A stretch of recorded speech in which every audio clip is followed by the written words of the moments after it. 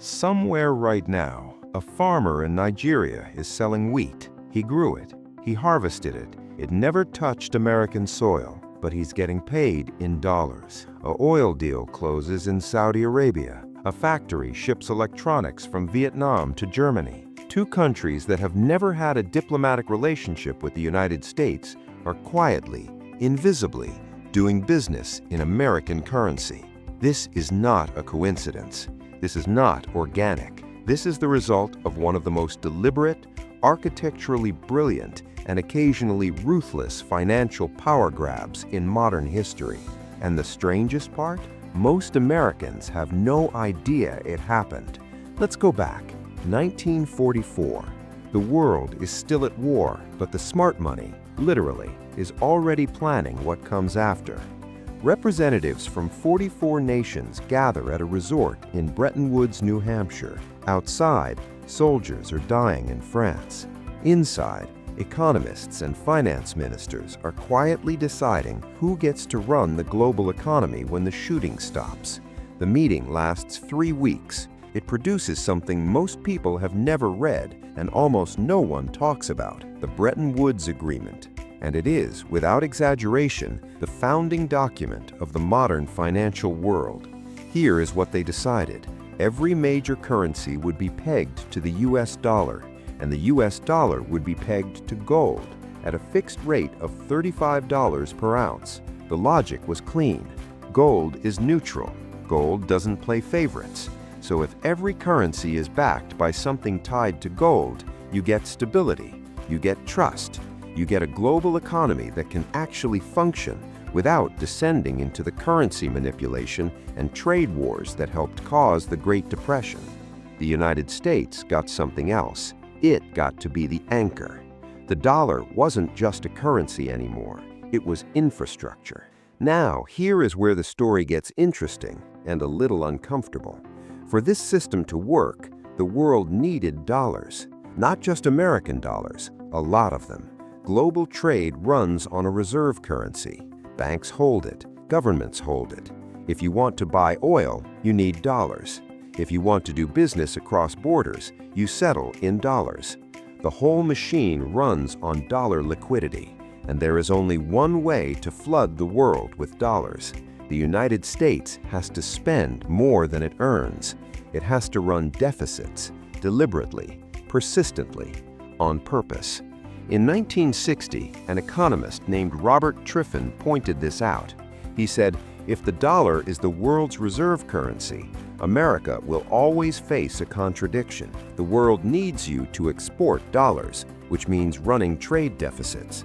But if you run too many deficits for too long, you undermine the very confidence that makes the dollar worth holding in the first place. He called it the Triffin Dilemma. Most people in power smiled, nodded, and did nothing because the short-term advantages were simply too good to walk away from. Think about what it means to be the issuer of the world's reserve currency. You can borrow cheaply. Other countries have to earn dollars. America can print them. Not infinitely, not without consequence, but at a scale that no other nation on earth can match. When the US government borrows, it borrows in its own currency. If things get bad, it can print more. That is a privilege no other country has in quite the same way. Economists call it exorbitant privilege. France's finance minister in the 1960s called it something less polite. You also get to write the rules. The IMF, the World Bank, the SWIFT payment system, the architecture of global finance is American architecture, built in America, maintained by American-aligned institutions, denominated in dollars. If you want to participate in the global economy, and you do, because the alternative is poverty, you play by these rules. But then 1971 arrives, and the system breaks. By this point, the United States has been spending heavily. Vietnam, the Great Society, Cold War competition. Gold reserves are being drained. France, suspicious and irritated, starts demanding that the United States convert its dollars to gold at the agreed rate. Other countries follow. The math stops working. On August 15, 1971, President Nixon goes on television and announces that the United States is suspending the convertibility of dollars to gold. The gold peg is gone.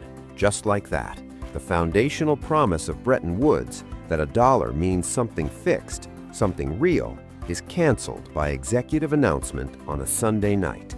This should have destroyed the dollar's dominance. Logically, why would the world keep holding a currency that no longer represents anything tangible? What happened instead is one of the most audacious plays in financial history. Henry Kissinger negotiates a deal with Saudi Arabia. The details were classified for decades. The broad structure is now well documented. Saudi Arabia agrees to price its oil exclusively in dollars. In return, the U.S. offers military protection and preferred economic relationships. The other OPEC nations follow. Overnight, the dollar no longer needs gold to justify its existence. It is backed by oil. And since every industrialized economy on Earth needs oil, every economy now needs dollars. You want energy? You need our currency first. The petrodollar system has no formal treaty, no signed agreement in a New Hampshire resort. It is a handshake arrangement enforced by geography, military power, and the basic laws of supply and demand, and it works spectacularly. Fast forward to today. The dollar accounts for roughly 50 to 60% of global foreign exchange reserves. That number has been slowly declining. It was over 70% 2 decades ago. The euro, the yuan, gold, and a basket of alternatives are gradually eating into that share. China has been building parallel infrastructure for years, the Belt and Road Initiative, the CIPS payment system, a direct competitor to SWIFT, bilateral trade deals denominated in yuan. Russia, after being cut off from SWIFT in 2022, accelerated its de-dollarization efforts. Brazil and Argentina have explored local currency settlements. The language of a multipolar reserve system, once academic, once fringe, is now in mainstream economic conversation. And yet, the dollar is still dominant. Not because the world loves America, not because the system is fair, but because the alternatives are not yet ready. The euro lacks fiscal unity. The yuan is not freely convertible. Gold doesn't scale. Crypto is not stable enough to be trusted with sovereign reserves. So the world continues to use the dollar while quietly, seriously building the exit ramps. Here is the uncomfortable question that nobody in Washington wants to answer out loud. What happens to the American standard of living if the dollar loses its reserve status? Because that exorbitant privilege, the ability to borrow cheaply, to run deficits, to print the world's money, is not a feature of American productivity or innovation alone. It is a significant part of structural. It is the tax that the rest of the world pays to use your currency. If that tax goes away, the bill comes home. The U.S. national debt is now $34 trillion. That number is manageable, in theory, as long as the world keeps accepting dollars, keeps buying treasuries, keeps denominating oil in your currency. The moment they stop, not all at once, not overnight, but gradually and then suddenly, the math changes completely. Bretton Woods was designed to last. It lasted 27 years.